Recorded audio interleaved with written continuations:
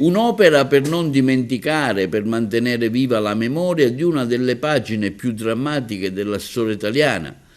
Nei locali del Tribunale di Agrigento è stato infatti presentato un diorama realizzato dall'artista favarese Davide Aero Farulla, dedicato alla strage di Capaci. L'opera riproduce in scala il tratto autostradale teatro dell'attentato del 23 maggio 1992, in cui persero la vita il magistrato Giovanni Falcone, la moglie Francesca Morvillo e gli agenti della scorta Rocco Di Cillo, Vito Schifani e Antonio Montinaro. Il diorama donato dall'Ordine degli Avvocati di Agrigento sarà collocato in modo permanente all'interno del Palazzo di Giustizia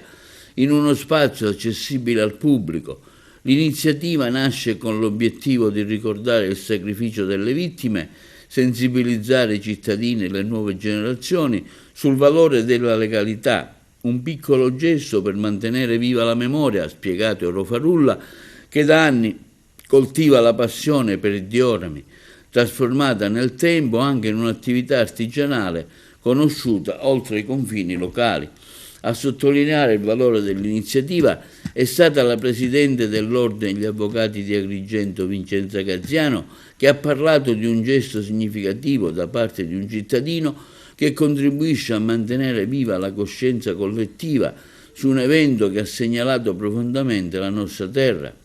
Il presidente del Tribunale, Giuseppe Milisenda Giambertoni, ha evidenziato come la memoria sia un elemento di condivisione fondamentale, capace di trasmettere valori e consapevolezza soprattutto ai più giovani. Sulla stessa linea il procuratore della Repubblica di Agrigento Giovanni Di Leo, che ha ribadito l'importanza di iniziative capaci di raccontare anche attraverso l'atto e la drammaticità di quegli anni il sacrificio di chi ha combattuto la criminalità organizzata. L'esposizione permanente del diorama rappresenta non solo un